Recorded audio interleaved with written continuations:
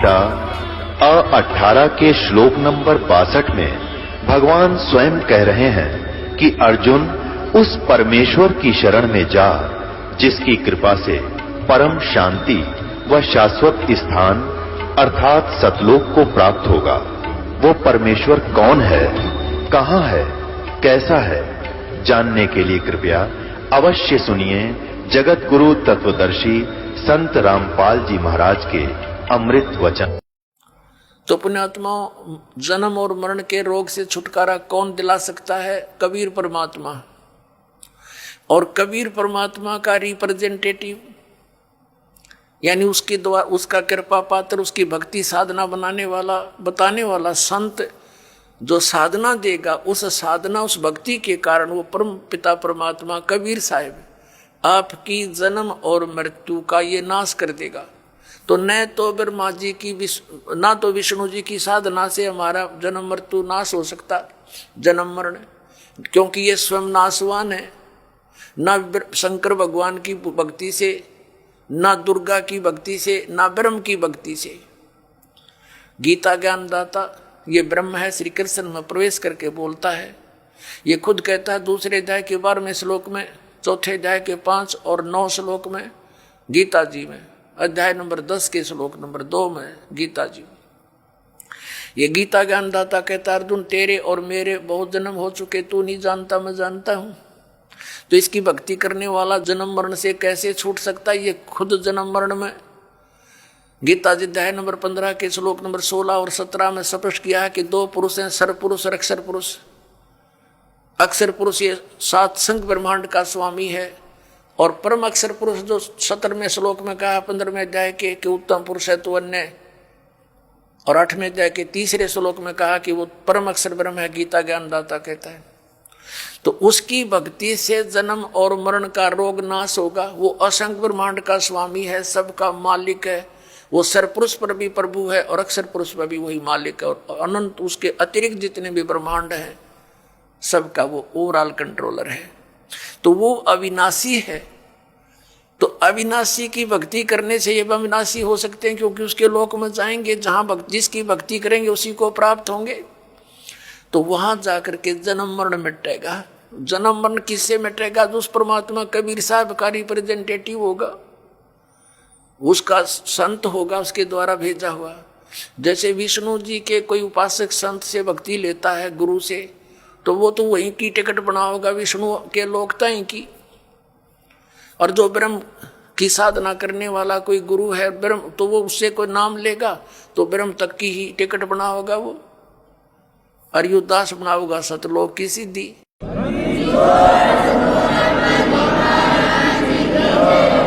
अब फिर क्या बात याद दिलाते परमात्मा? जा सतगुरु की मैं बलिहारी, जो जामन मरण मिटाही। यदि सत भक्ति ना की तो फिर क्या होगा? कुल के लोग जंगल में ले जाके दिन ना ठोक जराही, बांध पिंजड़ी आगे धर लिया फिर मरगट को ले जाही। मात पिता तेरा कुटुंब कबीला मसलत एक ठहराई। एक सलाह बन गई सबकी के मर गया भाई, उठाओ उठाओ उठाओ जल्दी करो, कोई लकड़ी ढूंढ लग जाएगा, और कोई उसने उठाकर पट दे जा धरेंगे शमशान घाट पे। कहते हैं मात पिता तेरा कुटुंब कबीला मसलत एक ठहराई, और बांध पिंजड़ी आगे धर लिया मरगट को ले जाही। अग्नि लगा दिया जद लंबा फूक दिया उस ठाही। अब कर दिया काम, वो शरीर नाश तो करना ही था ना, तो उसमें कीड़े चल जा, ये तो ऐसा शरीर है। इस मिट्टी से हमने सोना बनाना था भक्ति करके, और केवल ये पशु पक्षियों जैसे कर्म किए इस मनुष्य शरीर से हमने नाश कर दिया इस भक्ति का, इस मूलधन का। और फिर आगे की बनेगी जो भक्ति नहीं करके जाते, उसकी आगे कितनी लंबी कहानी बताई है। अब देखो इन नकली गुरुओं ने, हमारे धर्म गुरुओं ने हमारी कैसे दुर्गति करवा रखी है। परमात्मा बताते हैं, गरीबदास साहिब जी परमात्मा से प्राप्त ज्ञान को कैसे डिफाइन करते हैं कि मरने वाले का कर दिया अंतिम संस्कार, उसकी तब मिट्टी भी नहीं छोड़ी, ठाक नहर में गिराए। और फिर क्या आते हैं, कहते हैं फिर पुराण बांध के पंडित आगे और पीछे गुरुड़ पढ़ाई। अब पुण्यात्माओं, परमात्मा हमें याद दिलाते हैं कि मृत्यु के उपरांत जो गरुड़ पुराण का पाठ किया जाता है उसका फायदा लाभ क्या होगा। गरुड़ पुराण के अंदर ये लिखा हुआ है कि जो प्राणी भक्ति नहीं करता उसको यम ना वो दान पुण्य करता विधिवत, तो यम के दूत पकड़ कर ले जाते हैं, ऐसे रास्ते से ले जाते हैं उसके तांबे की धरती पर से लोहे कति जलते हुए नंगे पैरों जाता है। वहीं पर भंडारे चल रहे होते हैं, अन्य जो पुण्यकर्मी प्राणी तो खाना खा रहे होते हैं और उसको प्यास और भूख सताती है। यम के दूतों से कहता मुझे खाना खा लेने दो, तो वो कहते खबरदार तूने खाना नहीं खा सकता क्योंकि तूने पुण्य नहीं किए। वो रोता है, बुरी तरह बिलखता है, बुरा हाल कर ले जाता है। फिर वो कहते हैं एक बार ले चल धर्मराज के पास, और क्या आदेश होता तेरी फिर सेहत बनावेंगे, तो फिर गड़ेंगे। उसका कलेजा फटने को हो जाता है। फिर गरुड़ पुराण में बताया गया है कि जो ऐसे जुल्म करता है उसके हाथ कटता है, वो ऐसे कर्म करता है उसकी आंख फूटती है, वो अंधा होता है। परमात्मा कहते हैं मरने वाला मर गया, उसने जो करना था वो कर लिया। अब वो गरुड़ पुराण मरे पाछे के काम आओगा, उसका जिंदे जी पढ़ाना था ताकि उसको डर लगता, भगवान से भक्ति करता, परमात्मा इन दुखों को याद करके बुराइयों से बचा रहता। अब वो कर्म फोड़ कर चला गया, ईब गरुड़ पुराण का पाठ करा, इनकी सारी उल्टी रीति। अब परमात्मा क्या बताते हैं कि पुराण उठा, फिर पंडित आगे, गुरुजी आगे, और पीछे गरुड़ पढ़ाई। नर से तीतू पशुआ की जय गद्दा बैल बनाई, ये 56 भोग कहाँ मन बोरे की तो कुरुड़ी चरने जाई। ओए पुण्यात्माओं, इस काल ने हमारी बुद्धि इतनी कमजोर कर दी, हम ये सोचते हैं कि हमने जो आज ठाठ हैं मनुष्य जीवन में, जब चाहे भोजन खा लें भूख लगते ही, जब चाहे चाय बनवा के पी ले, काजू किस्म सेब संतरे खावे, हलवे खीर खा लेते हैं। परमात्मा कहते हैं अगर इतनी सुविधा भगवान ने दी है जिसका कुछ काम भी नहीं आ रहा है, यदि आपने सत भक्ति नहीं की, गुरु धारण किया नहीं, तो फिर क्या होगा। नर से तीतू पशुआ की जय गद्दा बैल बनाई, ये 56 भोग कहा मन बोरे की तो कुरडी चरने जाई। ओए होए पुण्यात्मा, हमारा जो हृदय इतना कट्टर हो गया, इतना ज्ञानहीन हो गया हमारा हृदय में कि हम ये सुनकर भी यकीन नहीं होता सचमुच हमारी दुर्गति हो जाएगी। और यह सबसे बड़ी भूल जीव का लगी हुई है। ठीक है, स्वयं बुद्धि काम ना करती तो संतों के वचन सुनने चाहिए। अब कई जैसे हम अपने रिश्तेदारों को या कोई मित्र प्यारे से कहा करते भाई राम नाम ले लो, भक्ति कर लो, हैं गधा बनोगे, कुत्ता बनोगे, वीरान मैटी होगी, हैं तो वो क्या कहा करते, किसने देखा है देखी जाएगी। ले कोई बात हुई है। अब मरे पाछे के अर्गद अपने पाछे के देखी जाएगी, फिर तो कुमार देखेगा, डायमंड का बोरा कड़पा मारेगा लठ। देखना तीब देख, बुराई छोड़ भक्ति कर भगवान की। देखो कोई अंधा जा रहा है किसी कुमार्ग पर, गलत रास्ते पर, आगे से कोई आंखों वाला आ गया और उसको कह रहा कि सूरदास ये तेरा रास्ता ठीक नहीं, बहुत भयंकर बियाबान में चला जाएगा, तुझे खा जाएंगे हिंसक जानवर। अब वो यदि होश में है वो अंधा, तो आंखों वाले की बात पर विचार करना चाहिए कि इसने क्यों कहा ये बात, और तुरंत उस मार्ग को त्याग देना चाहिए। अर्धे उसान दिन पी रखी है भांग, तो वो ये कह सकता कि देखी जाएगी, किसने देखा है। अरे आंखों वाला बता रहा है कि उसने देखा तभी तो वो तुझे सतर्क कर रहा है, और तेरा दुश्मन थोड़ा ही है। अंधे ने दिखा नहीं, आँखें वाले की माना नहीं, तो मर कुएं में पड़ गए। तो ये संत महात्मा जिन्होंने भगवान को देखा और वहाँ का सब विधान से परिचित होकर आए, हमें ज्ञान दिया कि ये दो क्रियाएं तुम कर रहे हो, ये तुम गलत रास्ते जा रहे हो, इनको त्याग दो। अब ये संत महात्मा जो थे ये आंखों वाले थे, ये तत्व ज्ञान युक्त आंखें रखते थे, और हम अंधे हैं, तत्व ज्ञानहीन प्राणी है और हम आंखों वालों की नहीं मानेंगे, हमने दिखता ना। अर्जुन उन्होंने दिखा, उन्होंने बताया, उनकी हम मानते ना, तो फिर वही बनेगी जो उस अंधे गेल बननी थी पड़बाड़ में। तो क्या बताते हैं, सुखदेव ने 84 भुगती बना पजावे खरवो, तेरी क्या बुनियाद प्राणी तू पेंडा पंथ पकड़वो। परमात्मा के ज्ञान से हमें पता चलता है कि एक सुखदेव नाम के ऋषि थे और वो अपनी सिद्धि के कारण आकाश में उड़ जाते थे, लेकिन गुरु धारण नहीं कर रखा था, न सत भक्ति कर रहे थे। पिछले जन्म के पुण्य कर्मों से भक्ति शक्ति से उसकी बैटरी चार्ज थी, हवा में उड़ जाने की सिद्धि भी थी। एक दिन साधु संत महात्माओं की गोष्ठी हो रही थी और उसको बताया गया, वो स्वयं भी भगवान विष्णु के लोक में गए थे। विष्णु जी ने उनको रिजेक्ट कर दिया था कि आप निगुरे हो, आपका गुरु नहीं है, वापस जाइए, गुरु बनाइए फिर आइए। फिर उसने अन्य संतों से डिस्कस किया तो सभी ने बताया कि सुखदेव जी आपने गुरु नहीं बना रखा, ये सबसे बड़ी भूल है तेरी। ये जो आप आज हवा में उड़कर चलते हो, इसी से आप ये सोच बैठे हो कि मैंने बहुत कुछ पा लिया, ये कुछ भी सांग नहीं है। जब गुरु नहीं बनाया था, गधे की योनि में जाओगे। जो ही उसको ये बात सुनने में आई तो उसने पिछले जन्म उसका एकदम सामने दिखाई दिया। फिर सुखदेव ऋषि ने बताया कि एक समय मैं गधे की योनि भोग रहा था, अंधा हो गया, मेरे मालिक ने छोड़ दिया, लठ मारे घर से निकाल दिया।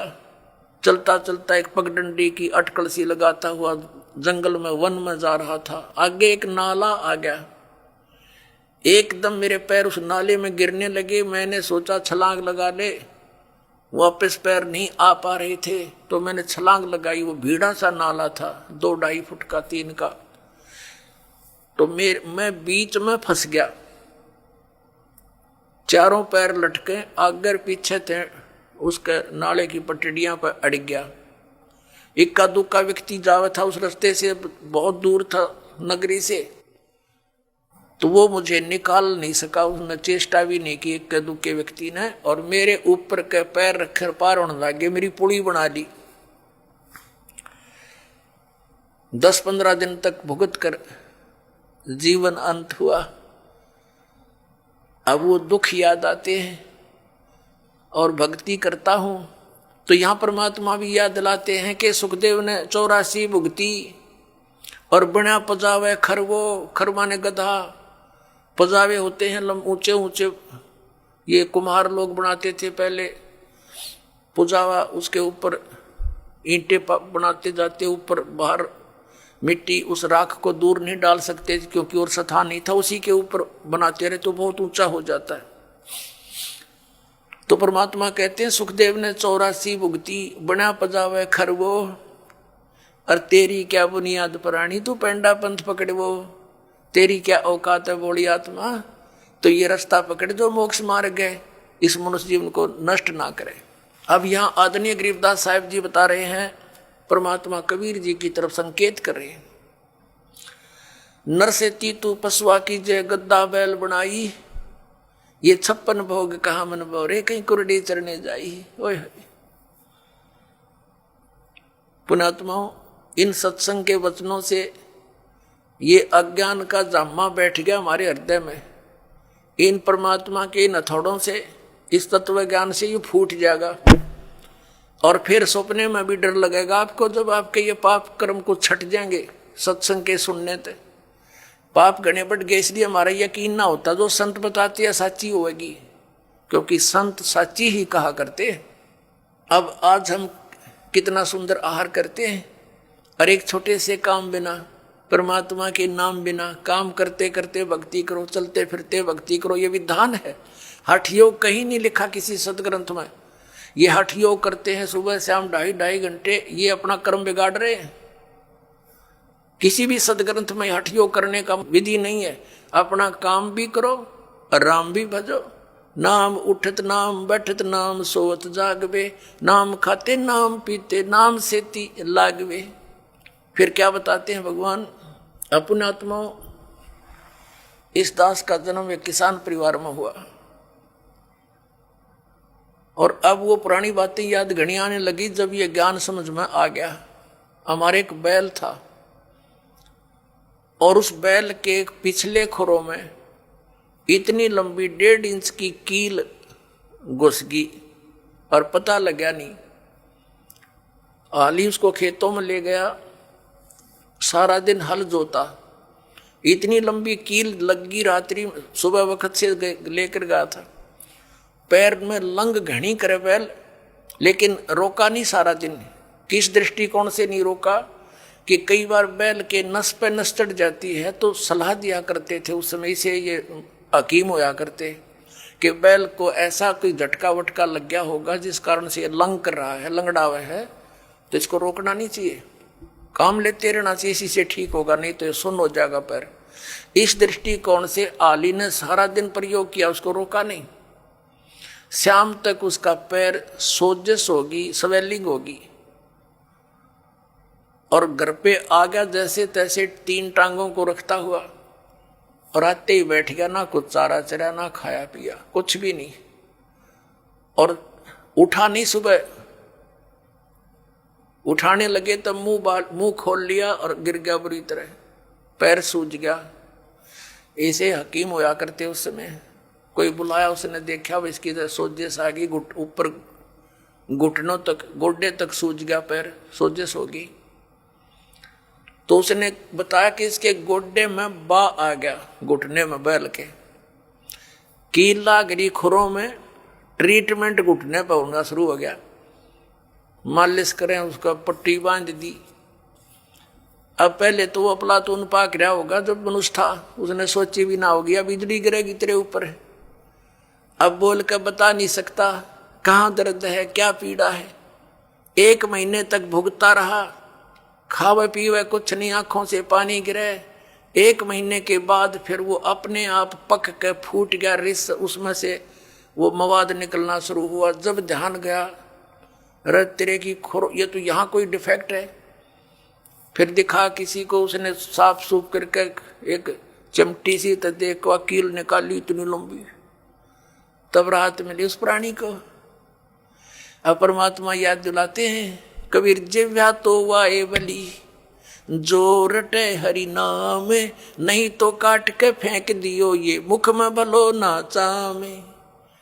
परमात्मा कहते हैं जीव तो वाए बली, जो भगवान का नाम से मन जाप करे, उसका गुणगान करे, नहीं तो इस चाम की कोई आवश्यकता नहीं, इस मुंह में इसने काट के फेंक दो, इससे अच्छा था। तो पुण्यात्मा सत साधना ना करने तो यह जुबान छीन ली जाएगी हमारी, हम बोल कर बता नहीं सकते। अब वो बातें दास का याद आने लगी जब परमात्मा का युग ज्ञान समझ में आया। ये आंखें खुल गई, रात की नींद गई, दिन की चैन समाप्त हो गया था। जब तक ये साधना नहीं मिली, और मिलने के बाद फिर सिरदर्द की बाजी ला दी। समझा है तो सिरदर पाऊं, भौर नहीं रहे सादा। परमात्मा ने कहा है कि ये संसार समझदा नहीं, कहंदा श्याम दोपहरे नू, और गरीबदास ये वक्त जाता रोगे इस पैरे नू। इस समय ने याद करके रोया करोगे। अके भगवान मनुष्य जीवन में जब भक्ति कर लेते, कुत्ते बन के ऊपर न मुँह कर रोते, उनको कभी कभी प्रेरणा होती है। अके बूंदी बन गई हमारे साथ, रात्रि में सर्दी के समय ऊपर से वर्षा हो रही है, और वो एसी रूम में रहने वाला आज धूम लगवा के और गली में विराजमान है, एक भक्ति ना करने से। और फिर न्यू करे ऊपर न मुकर को देखे बूंदी बनी, उसको की आत्मा तो वही है जो मनुष्य शरीर में थी, सारी महसूस करते हैं वो। तो यहाँ परमात्मा कहते हैं अच्छे दिन पाछे गए गुरु से किया ना हेत, अब पछतावा के करे बिना चिड़िया चुगी खेत। यानी मनुष्य जीवन रहते ये ज्ञान याद आ जाता है, पता लग जाता है, तो कुछ भी ना बिगड़ा। और वह बिरान माटी हुए पाछे फिर रोए जाओ परिणामों करके। गरीबदास ये वक्त जाता है, मनुष्य जीवन का समय जाता है, रोगे इस पैरे लू, इस समय न रोया करोगे जब सत भक्ति नहीं करी। और भक्ति कर रहे हो नकलियों के पास, वो भी रोएंगे क्योंकि वो यूजलेस है, कोई मंत्र नहीं, कोई साधना नहीं, कोई ज्ञान नहीं उनका। तो वह अभी बात बिगड़ रही है। पुण्यात्माओं, काल ने घना जुल्म करवा रखा है आपके साथ।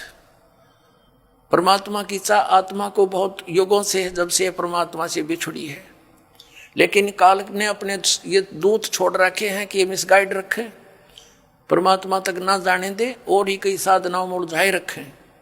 ये तो दयालु आते हैं, अपनी समर्थता से हमें इस मार्ग को याद दिलाते हैं और इस पर दृढ़ करते हैं। ना काल इस पर होने ना दे।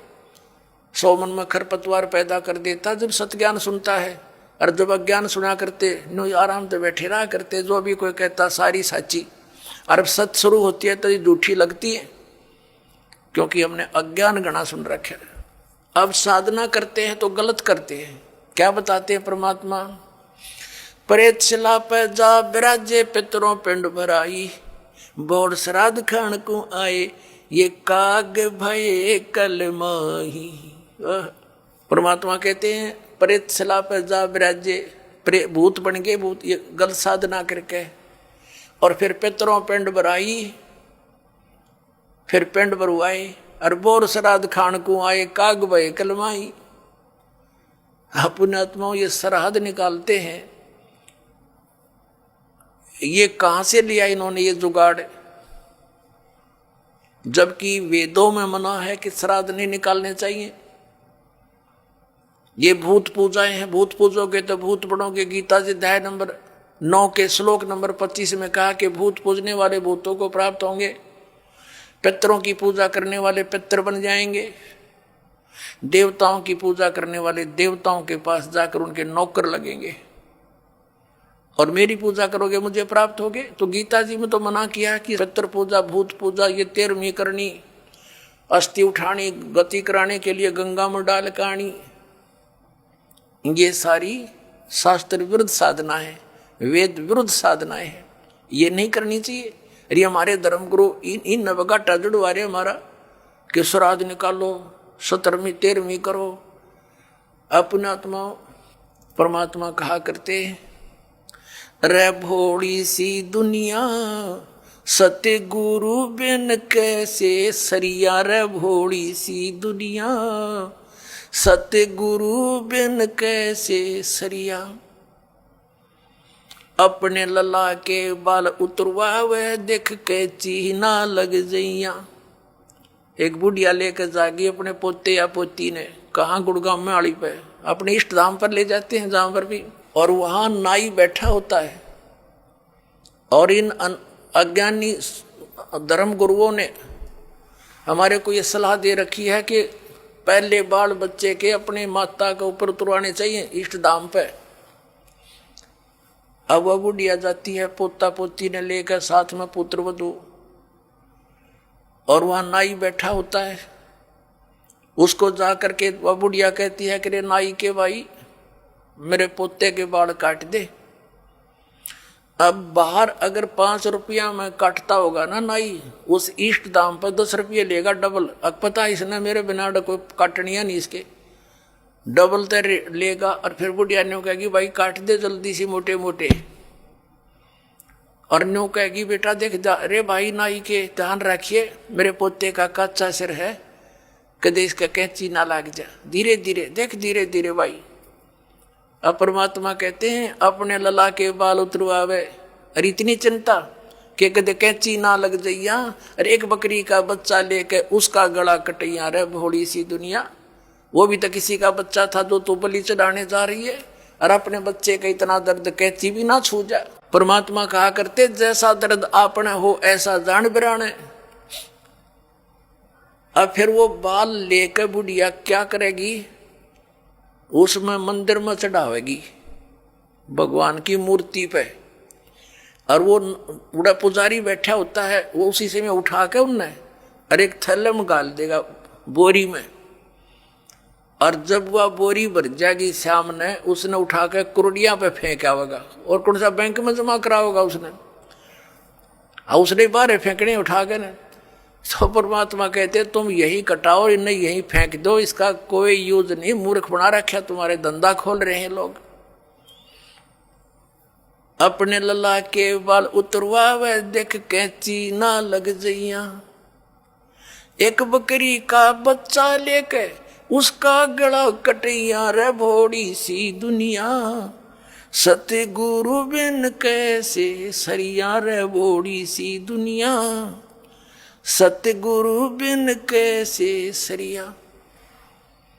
कच्चा पक्का भोजन बनावे फिर माता धोकने गैया, कच्चा पक्का भोजन बना के फिर माता धोकने गैया, उस माता ऊपर कुत्ता मुते वो क्यों ना मर गईया रे भोड़ी सी दुनिया, गुरु बिन कैसे सरिया रे भोड़ी सी दुनिया, गुरु बिन कैसे सरिया। अब हमारी दादी जी माता दुखवाया करती मारे थे, हमारी काकी ताइयों से माताओं से कहती ए पौधे मोटे मोटे गुड़ के हुआ रोट, अब वो थोड़ी देर करती न धर दे न काचे पाके, उन्हें पता था कुत्ता न खाने और कुर्सी माता उड़ा जिम्मेगी। और वहाँ एक माता इतने 2-2.5 फुट की उसकी हाइट, उसके महल की वह मंडी बना रखी होती है, और एक चबूतरा सा, और वो बुढ़िया तो ऊपर चढ़ा कर वह तो डाल के उसका आगे परोठे पूड़े वापस नीचे उतरने से पहले 3-4 कुत्ते चढ़ जाएंगे उसके ऊपर। पहले तो उस माता के उस भोजन न खाएंगे और चलते समय उसकी चोटी में धार मार खाएंगे। अब परमात्मा यूं कहा करते कि जय वह माता जिसने तो धोकन गई उसे प्रोटेक्शन की, क्योंकि पूजा तो नहीं कराना, कुछ बचाव करे हमारा, उसके आप शर्मा कुत्ते मुत्ते तो वह तेरा बचाव क्या करेगी बुढ़िया। अब परमात्मा क्या बताया करते, परमात्मा क्या बताया करते, आप पे लिपे आप पे पोते और आप पे बनावे ओई, और उस पे बुढ़िया फिर पोते मांगे। देख अकल कहाँ से खोई।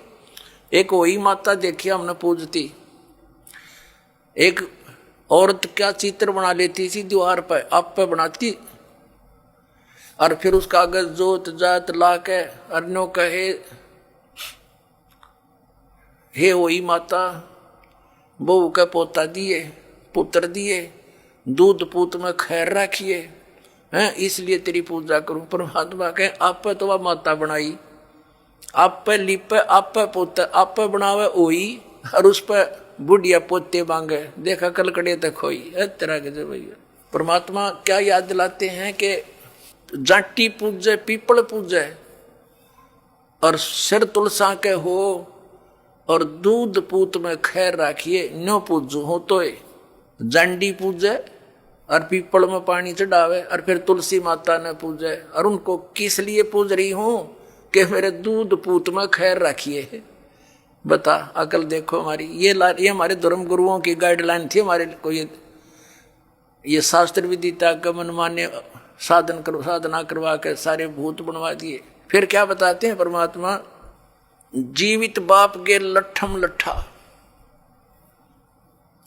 और मुए गंग पुचैया, और जब आवे आसुज का महीना और वो कौवा बाप बनैया रे भोड़ी सी दुनिया, सतगुरु बिन कैसे सरिया।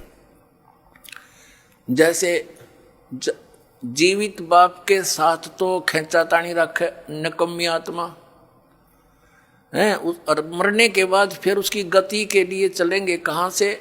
देखो पुण्यात्माओं, ये हमारे धर्म गुरु कहाँ से गति कराने लगते हैं मृत्यु के उपरांत। पहले तो यूं कहेंगे कि अस्थि उठाओ और गंगा में प्रवाह कराओ, इसकी गति हो जाएगी। अच्छा क्या करते हैं, एक व्यक्ति नाम ना ले हुआ था, उसकी पत्नी ने नाम ले रखा था।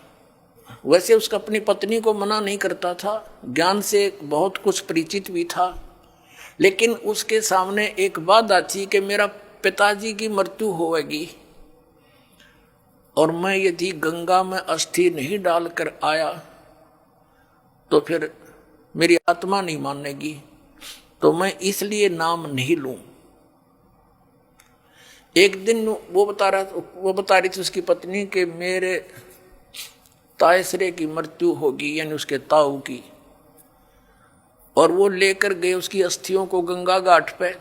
वहां बैठे वो पांडे और वहां इन्होंने अपने अक्षेत्र बांट रखे हैं कि ये मेरे अक्षेत्र का, ये मेरे अक्षेत्र का। जाते ही पूछ लेते कहाँ से आए जी, वो बता दिया जी ऐसे ऐसे सोनीपत से आए। अच्छा अच्छा आजो तुम हमारे हो वो पकड़ ले गए। तो वहां जाकर उसने देखा, खोल कर पिछला सारा इतिहास बता देते हैं। तो क्या बोले वह न बोले, यजमान इब कद बहुत दिन माए रे तेरा गजब हो। अब उन्हों कह रही थी कि वो बतावा था उसका पति के मेरा माथा ठनक्या कि दुश्मन तैनो बाट देखा हम रोज मरा। इन्हों कहा इब कद बहुत दिन माए गति कराण।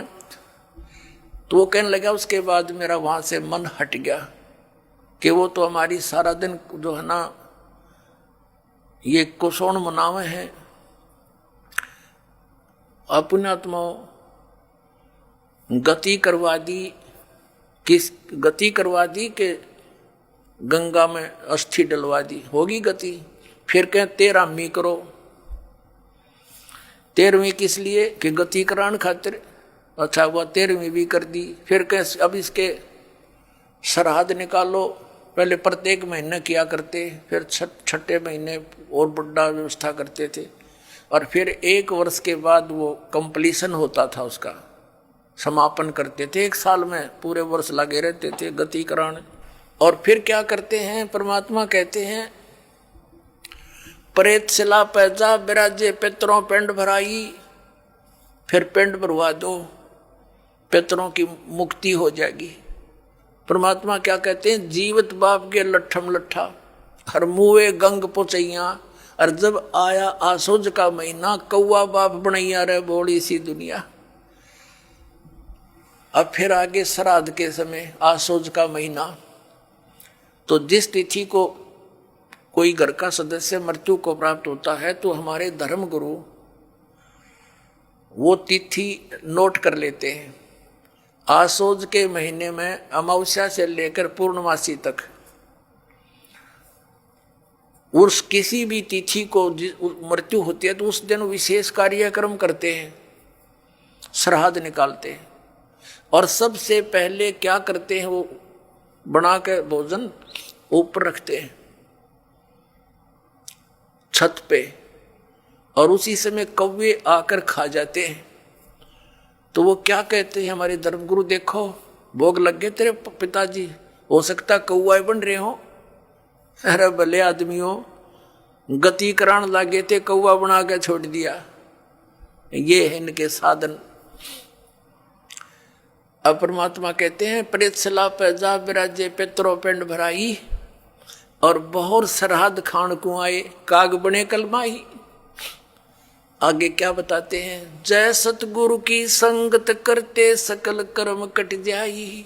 अमरपुरी पर आसन होते जहां धूप न छाई। अब क्या बताते हैं, जय सतगुरु की संगत करते, सतगुरु मिल जाते तो ये सारे कर्मों तो पीछा छूट जाता। ना श्राद्ध निकालने, ना भूत बनना, ना कौवे और पशु की योनियों में जाना। और फिर क्या होता, अमरपुरी पर, अमरपुरी जिस स्थान का कभी नाश ना हो, सतलोक सनातन परम धाम की प्राप्ति हो जा, जब सतगुरु मिल जाए तो ये झंझट मिट जा सारे। और ये हमारे गुरुजी धर्म गुरु ने कहा श्राद्ध तो अवश्य निकालना चाहिए। इन्हें तो हमारे कर्म बिगड़वाने का ठेका ले रखा था। पुण्यात्माओं, पवित्र हिंदू धर्म के जो सदग्रंथ हैं, पवित्र 4 वेद और पवित्र श्रीमद् भगवत गीता, और 5वां वेद जो परमात्मा कबीर जी की वाणी जो उनके मुख कमल से बोला गया, उसमें कंप्लीट ज्ञान है, सभी सदग्रंथों का सारांश है।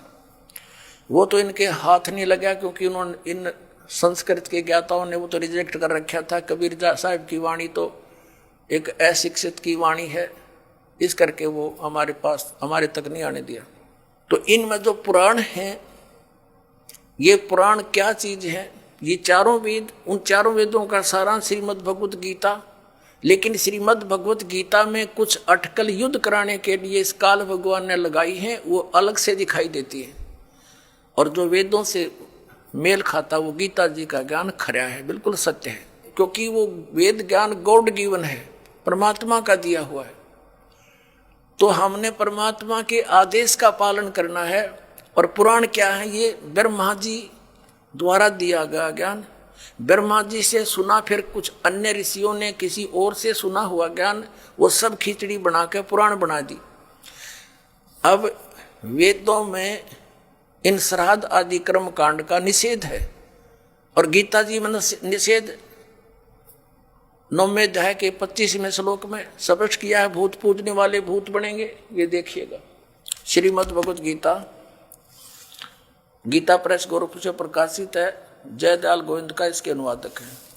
अध्याय नंबर 9 का ये है, अध्याय नंबर 9 श्रीमद् भगवत गीता, श्लोक नंबर 25।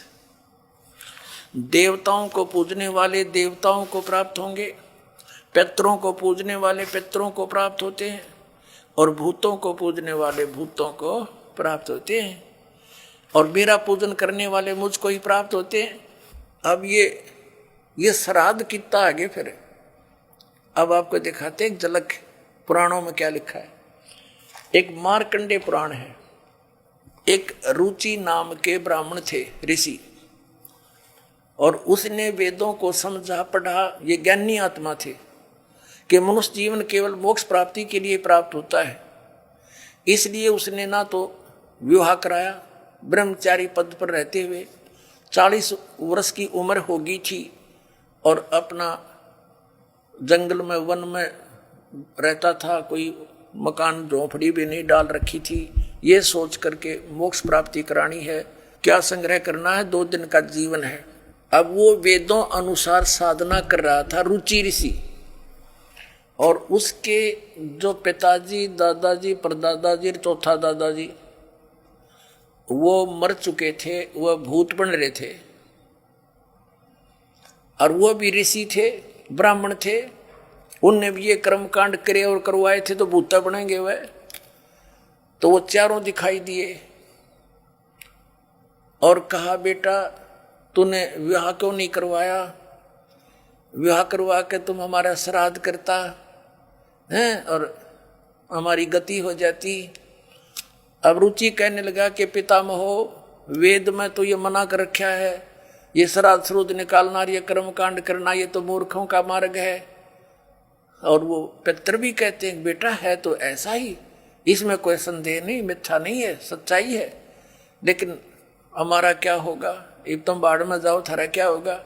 आप मरे, अरे पुत्र ने और मरवाने के लिए तैयार करे। या देखो मार्कंडेय पुराण,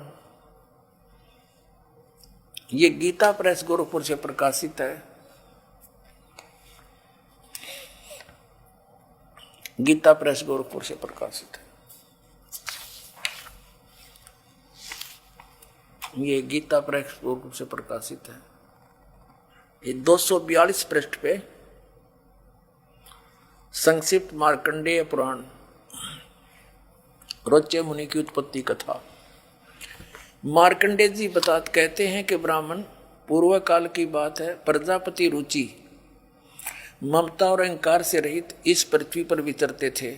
उन्हें किसी से भय नहीं था, वे बहुत कम सोते थे। उन्होंने न तो अग्नि की स्थापना की थी, न अपने लिए घर ही बना रखा था। वे एक बार भोजन करते और बिना आश्रम के ही रहते थे।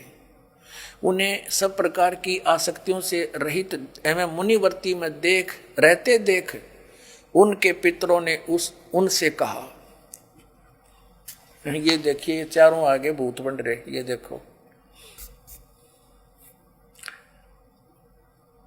ये रुचि ऋषि है, ये इनके पहले बने हुए वो पंडित जी सारे भूत पूज का भूत बन गए। अब ये दिख गए इसने सारे इकट्ठे। पितर बोले, बेटा विवाह स्वर्ग और अपवर्ग का हेतु होने के कारण एक पुण्यमय कार्य है। ये तो इन पितरों के वचन हैं, ये तो पितरों के वचन है जो अपनी सलाह दे रहे हैं। अब देखना, उसे तुमने क्यों नहीं किया? ग्रस्त पुरुष समस्त देवताओं, पितरों, ऋषियों और अतिथियों की पूजा करके पुण्यमय लोकों को प्राप्त करता है। वह सभा के उच्चारण से देवताओं को, शब्द से पितरों को तथा अन्नदान, बलि, वैष्णदेव आदि से भूत आदि प्राणियों एवं अतिथियों को उनका भाग समर्पित करता है। बेटा, हम ऐसा मानते हैं कि गृहस्थ आश्रम को स्वीकार न करने पर तुम्हें इस जीवन में कलेश पर कलेश उठाना पड़ेगा तथा मृत्यु के बाद और दूसरे जन्म में भी कलेश ही भोगना पड़ेगा। रुचि ने कहा, पितृगण, परिग्रह मात्र ही अत्यंत दुख एवं पाप का कारण होता है तथा उसे मनुष्य की अधोगति होती है, उससे मनुष्य की अधोगति होती है। यही सोचकर मैंने पहले से त्री संग्रह नहीं किया। अब यहां देखो, पितर बोले, बेटा, जितेंद्रिय होकर आत्मा का प्रक्षालन करना उचित है, किंतु तुम जिस मार्ग पर चल रहे हो वह मोक्ष मार्ग है। बता, इसने तो घटिया मान रहे मोक्ष मार्ग ने कि तुम जो कर्म कर रहे हो जिस मार्ग पर चले तो मोक्ष मार्ग है। हरि हम बतावांगे पितृवृंद का मार्ग। देखिए, रुचि ने पूछा, पितामहो, वेद में कर्म मार्ग को अविद्या कहा गया है, जो तुम सलाह दे रहे हो वो कर्म कांड, श्राद्ध श्रूद निकालना, पितृ पूजना, वो तो मूर्खों की विद्या, अविद्या का है, मूर्खों का सलाह कही है। फिर क्यों आप लोग मुझे उस मार्ग में लगाते हैं? पितर भी कहते हैं। पितर बोले, यह सत्य है कि कर्म को अविद्या ही कहा गया है, इसमें तनिक भी मिथ्या नहीं। फिर थारा सिर बच गया, फिर क्या रह गया? बता भाई, ये हमारे पुराणों में लिखा है। अब इस बात को पितर भी मानते हैं। आप जो साधना करें तो मोक्ष मार्ग है, और आप फिर उसको सलाह दे रहे हैं भूत पूज, श्राद्ध निकाल, ब्याह करवा, अरे यो नरक मार्ग है। और आप भी मानते हैं कि आप जो मार्ग अपना रहे हो तो मोक्ष मार्ग है। और रुचि कहता है वेद के अंदर तो इसको अविद्या, मूर्खों की साधना बताइए, तो पितर भूत पूजना, श्राद्ध निकालना, और पितर स्वीकार भी कर रहे हैं, कहा ऐसा ही है, इसमें कोई मिथ्या नहीं। फिर ये बकवाद गढ़ रखी, अगर में ऐसा कर ले, पितर ऐसा कर देते हैं, पितर पुत्र दे देते हैं, टट्टू दे देते हैं, आपा भूखे मरे। बतावे, एक थोड़ी सी झलक दिखाते हैं आपको इसी मार्कंडेय पुराण में। इन कहाँ से ले रखे ये श्राद्धा के सिलसिले? एक मंदालसा नाम की औरत थी, उसने अपने पुत्र को शिक्षा दी, और वह ये ले रहे हैं। देख, मार्कंडेय पुराण के अंदर है, यही आपको सुना रहे हैं। ये काशी पृष्ठ से थोड़ा सा लेंगे। मंदालसा बोली महाराज, ये मंदालसा ज्ञान देती हुई आ रही है। मदालसा ये 82 पृष्ठ पे संक्षिप्त मार्कंडेय पुराण, यहां देखिए।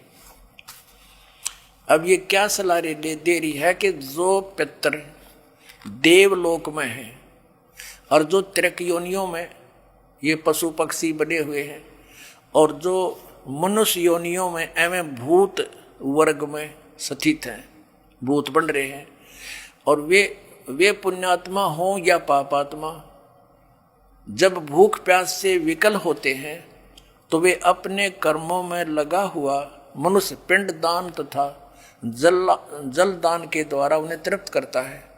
इसी तरह वह देवताओं और अतिथियों को भी संतुष्ट रखता है।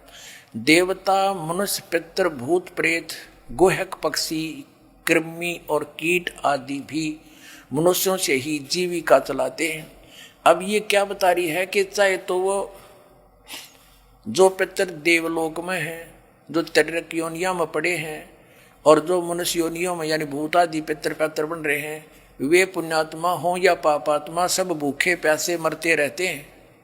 तो वो टट्टू देवलोक में हुए, भूखे मरते प्यासे मरे। अब क्या बताते हैं आगे, ये देखिएगा, यहाँ क्या बताया है संक्षिप्त मार्कंडेय पुराण 92 पृष्ठ पे।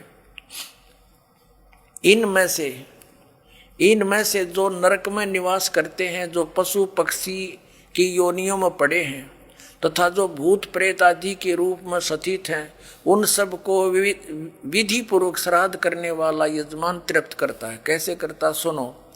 मनुष्य पृथ्वी पर जो अन्न बिखेरते हैं, उनसे पिशाच योनि में पड़े पितरों की तृप्ति होती है, जो जमीन पर दाने डाल देते हैं। बेटा, स्नान के वस्त्र से जो जल पृथ्वी पर टपकता है उससे वृक्ष योनि में पड़े हुए पितर तृप्त होते हैं। जो रूख वृक्ष बन गए उन नन्यों का नहा का जो वस्त्र ने छोड़ दिए ना, वो वृक्ष योनि में पड़े हुए तृप्त हो जाएंगे। अरे भले आदमियों।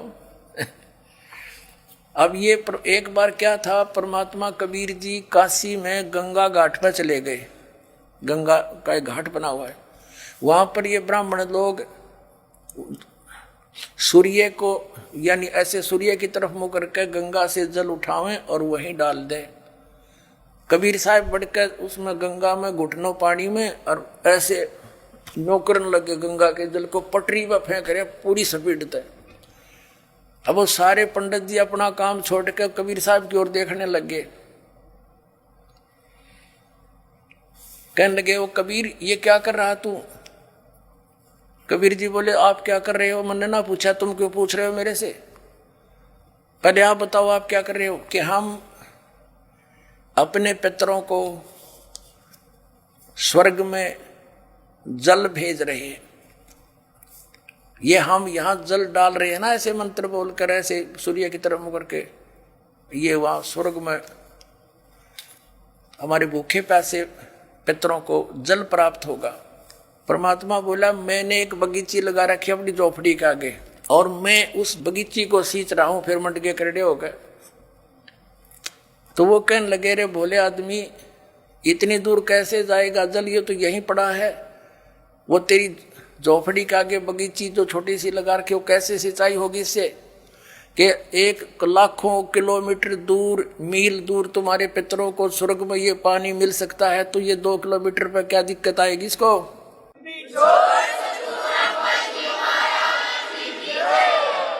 तो उनकी चौंध टूट गई। पंडित जिया ने फिर अपना गलती स्वीकार की, मालिक की शरण ग्रहण करी।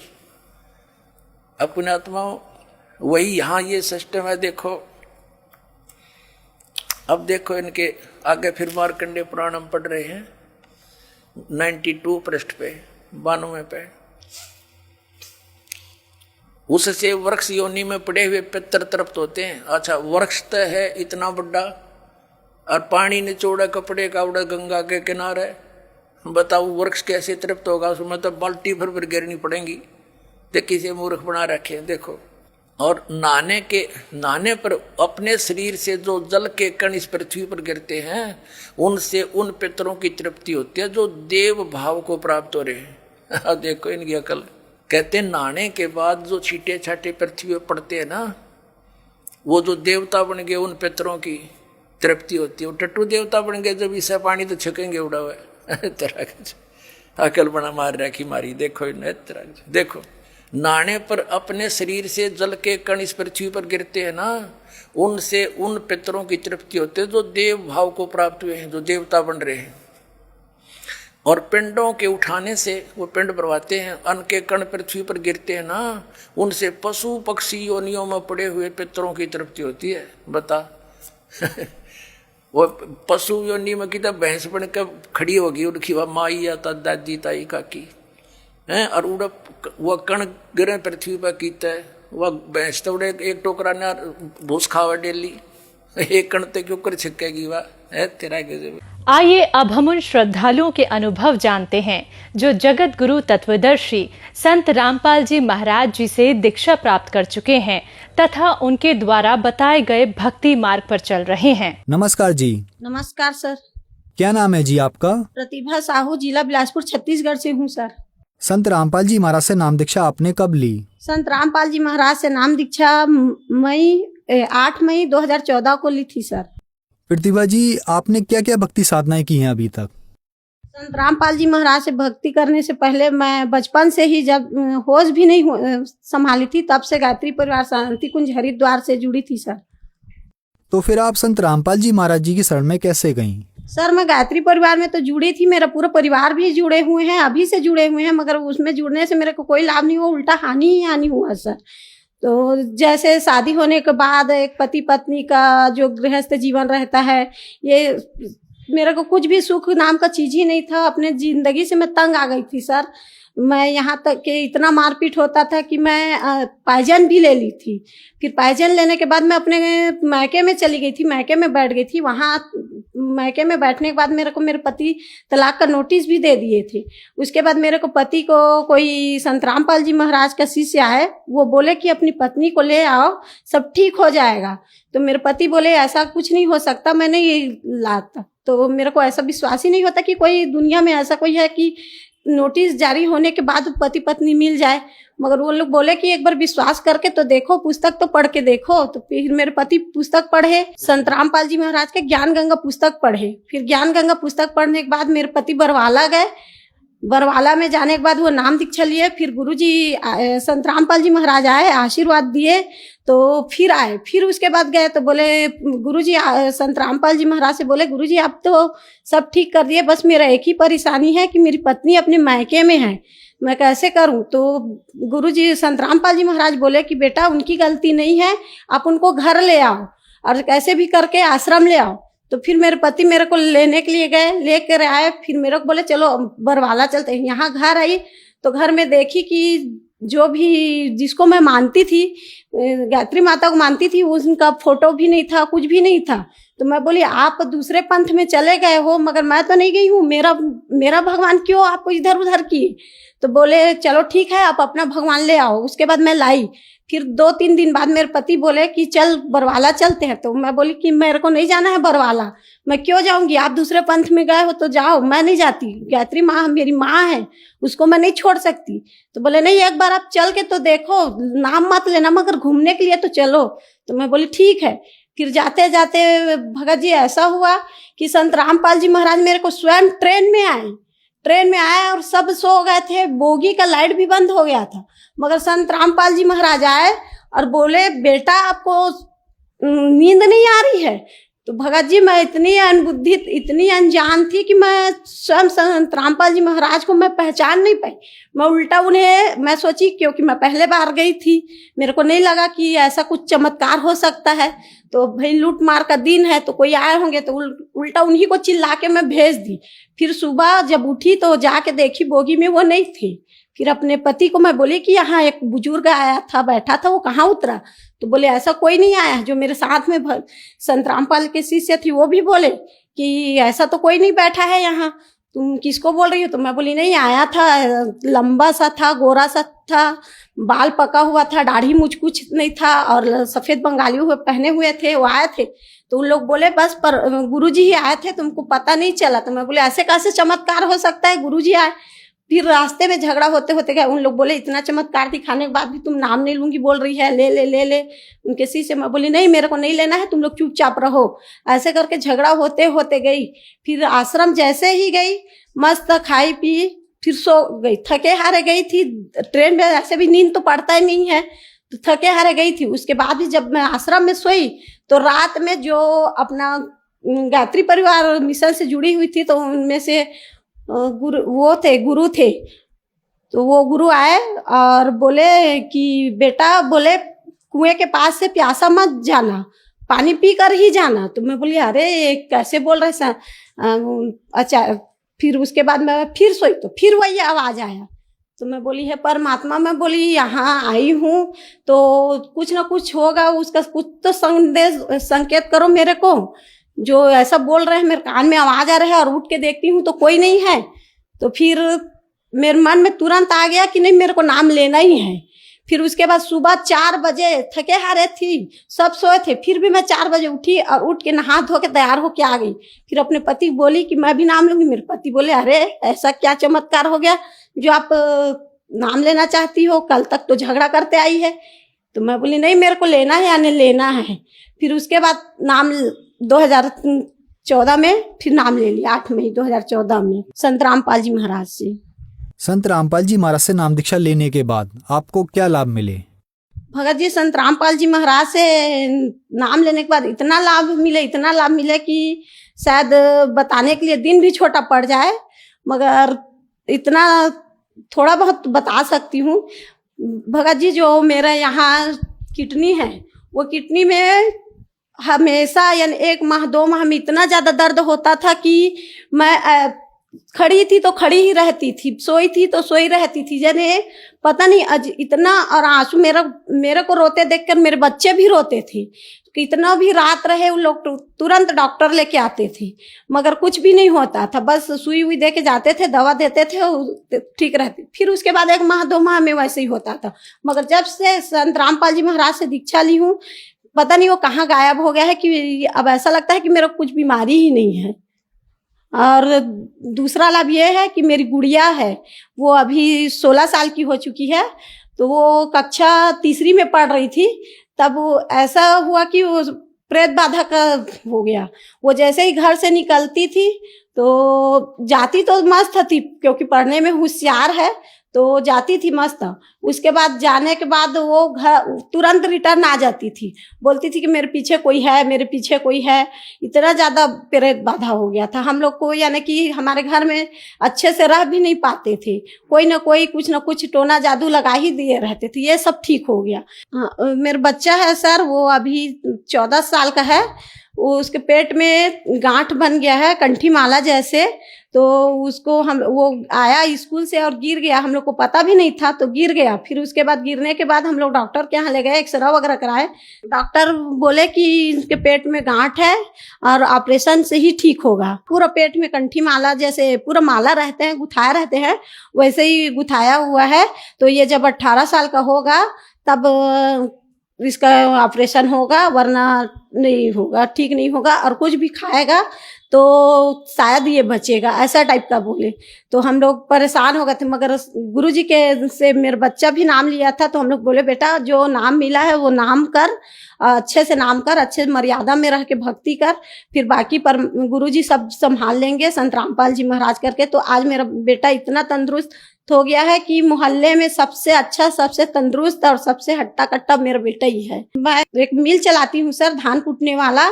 तो मैं बोली कि मेरे पति फेरी में जाते हैं, तो मैं बोली गुरुजी से कि हे गुरुजी, मैं बोली कि अभी का दिन है और कपड़ा बेचते हैं दिन भर, तो कभी बिक जाता है तो ठीक है, और कभी नहीं बिकता है तो भी, तो अब मैं कब तक ऐसी मिल चलाऊंगी। गुरुजी आप कुछ तो करिए, चमत्कार हो सके तो मेरा बड़ा वाला मिल कर दीजिए, जिससे कुछ तो घर में होगा, आमदनी आएगा, तो अच्छे से आपकी सेवा भी कर पाएंगे ऐसे करके।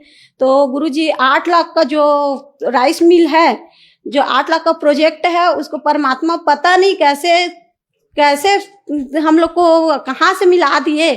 कुछ पैसा मेरे मायके से दिए, कुछ अपने मित्रों से लिए, और कुछ पैसे ऐसे ही पता नहीं कहाँ से हो गया कि हम लोग का 8 लाख का प्रोजेक्ट यूं ही चुटकी में ही पर गुरुजी संत रामपाल जी गुरुजी यूं ही चुटकी में ही लगवा दिए।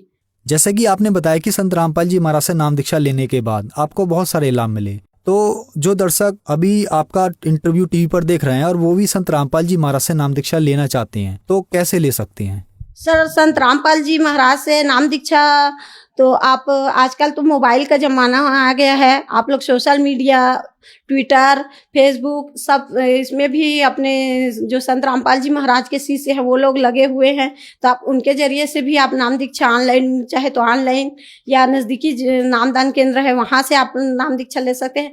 और इससे ज़्यादा आप सत्संग देखेंगे तो सत्संग में हर चैनल में आता है, तो उसके नीचे आपको एक छोटी सी पीली पट्टी दिखाई देगी सर, जिसमें संत रामपाल जी महाराज का आश्रम का नंबर रहता है, उसे आप नंबर कॉल करके आप नाम दीक्षा ले सकते हैं सर। धन्यवाद जी। धन्यवाद सर।